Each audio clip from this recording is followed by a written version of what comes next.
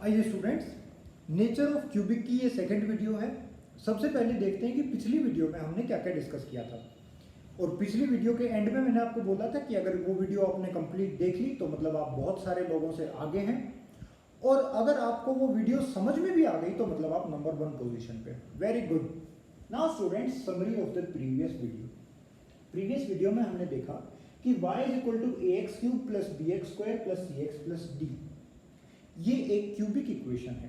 और अगर हम इसको इक्वल टू 0 पुट कर देते हैं तो इस इक्वेशन के जो रूट्स आते हैं उनको हम, इस इक्वेशन के जो सॉल्यूशंस आते हैं या फिर जो रूट्स आते हैं उनको हम रूट्स ऑफ दिस क्यूबिक बोलते हैं। ठीक है, इस इक्वेशन को मतलब ये क्यूबिक एक्सप्रेशन है, इसको इक्वल टू 0 पुट कर दिया, ये इसके रूट्स आ गए। ठीक है, किसी भी पॉलिनोमियल के रूट्स उतने ही आते हैं जितने उसकी डिग्री हो।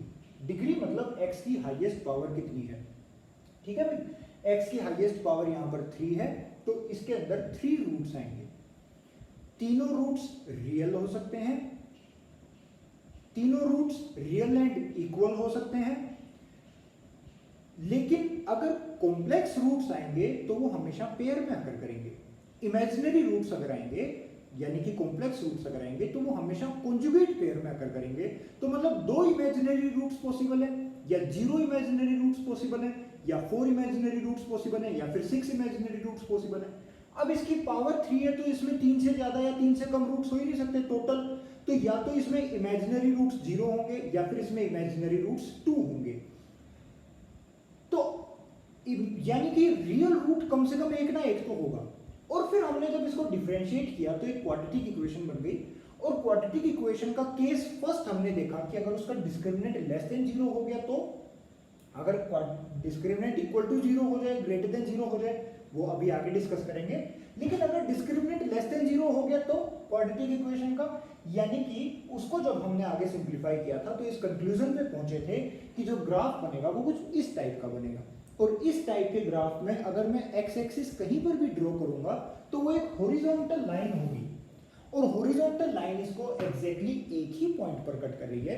तो यानी कि इसका एक रियल रूट होगा। तो देयरफॉर स्टूडेंट्स, एक यहां से मैंने 3 कंक्लूजन निकाले। कंक्लूजन थर्ड ये बोलता है कि एग्जैक्टली 1 रियल रूट होगा एंड 2 इमेजिनरी रूट्स होंगे। एक तो रियल रूट होगा ही होगा, और जो बचे दो रूट्स होंगे वो इमेजिनरी होंगे। केस फर्स्ट जब d लेस देन 0। एक ऑब्जर्वेशन हमने यहां से ये करी कि इसमें एग्जैक्टली एक पॉइंट ऑफ इन्फ्लेक्शन होगा।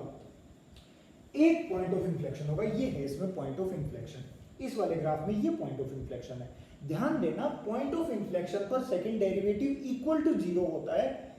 फर्स्ट डेरिवेटिव की गारंटी नहीं है, फर्स्ट डेरिवेटिव इक्वल टू 0 हो भी सकता है, इक्वल टू 0 नहीं भी हो सकता। सो पॉइंट ऑफ इन्फ्लेक्शन पे सेकंड डेरिवेटिव 0 होता है। So y double dash equal to 0 and y dash equal is not equal to 0। इस केस में यहां पर हमको ये बात पता है कि y डैश नॉन जीरो है। पॉइंट ऑफ इन्फ्लेक्शन पे y डैश यानी कि फर्स्ट डेरिवेटिव 0 हो भी सकता है, नहीं भी हो सकता।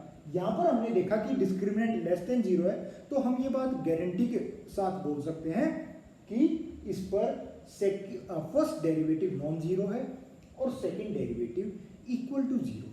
एक पॉइंट ऑफ इन्फ्लेक्शन अकर कर रहा है। ये ग्राफ है जब हमने सब केस फर्स्ट लिया। सब केस फर्स्ट मतलब a greater than 0। a positive है तो ग्राफ ऐसे बनेगा। ठीक है, नीचे से शुरू होता हुआ ऐसे लहर बनाकर वो ऊपर जाएगा। ठीक है स्टूडेंट्स, यहां पर सेकंड डेरिवेटिव नेगेटिव है, वहां पर सेकंड डेरिवेटिव पॉजिटिव है। इस पॉइंट पर ग्राफ अपनी कॉन्केविटी को चेंज कर रहा है। यहां पर कॉन्केव डाउनवर्ड्स है क्योंकि सेकंड डेरिवेटिव नेगेटिव है, वहां पर कॉन्केव अपवर्ड्स है क्योंकि सेकंड डेरिवेटिव पॉजिटिव है। ठीक है, सेकंड डेरिवेटिव का मतलब होता है rate of change of slope. Slope देखो कम होता जा रहा है और वहां पर स्लोप बढ़ता जा रहा है। ठीक है स्टूडेंट्स, तो सेकंड डेरिवेटिव वहां पॉजिटिव है, यहां सेकंड डेरिवेटिव नेगेटिव है। ये कॉन्केव डाउनवर्ड्स है, वो वाला कॉन्केव अपवर्ड्स है। सिमिलरली ये जो सब केस है इसमें a लेस देन 0 है। a क्या है? एक्स क्यूब का कोफिशिएंट। एक्स क्यूब का कोफिशिएंट अगर नेगेटिव है तो ग्राफ बनेगा ऐसे। ठीक है, ये कॉन्केव अपवर्ड्स है, वो कॉन्केव डाउनवर्ड्स है, ये पॉइंट ऑफ इन्फ्लेक्शन है। और पॉइंट ऑफ इन्फ्लेक्शन पर इस केस में फर्स्ट डेरिवेटिव नॉन जीरो है। Okay students,